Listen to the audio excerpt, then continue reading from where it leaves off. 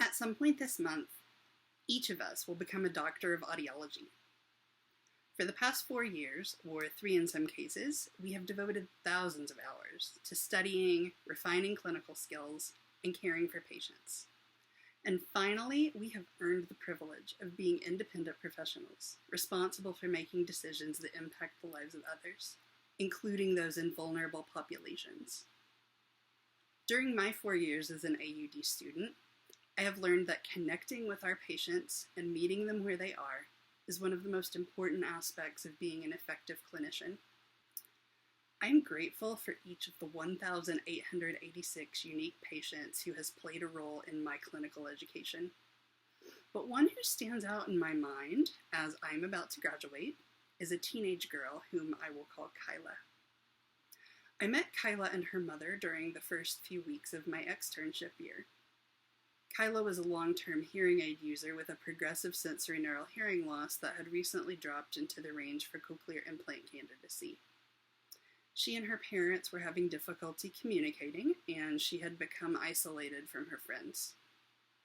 Thinking about potential next steps was frightening for her. She had begun taking American Sign Language classes and had done some research on cochlear implants, but moving forward with any specific plan was difficult for her.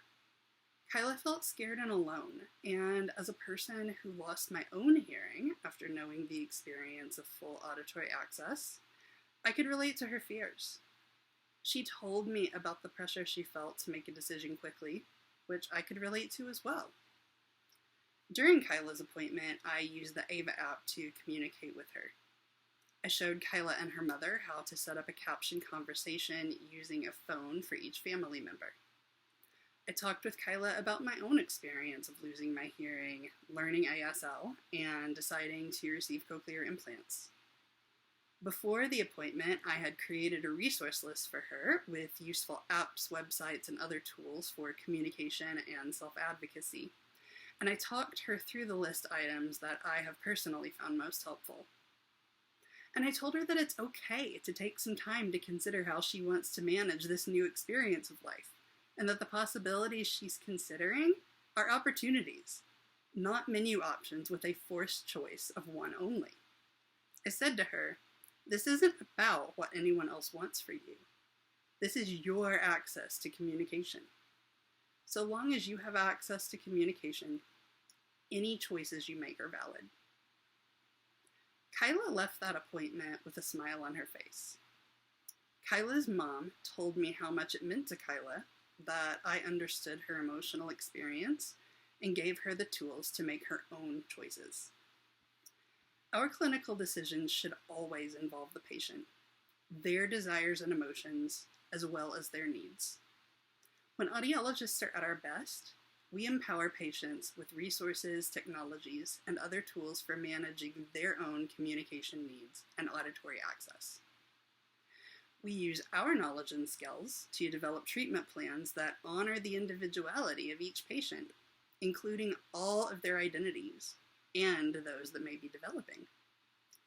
We work with other professionals so that our patients receive the holistic care they deserve, because they are more than just a pair of ears.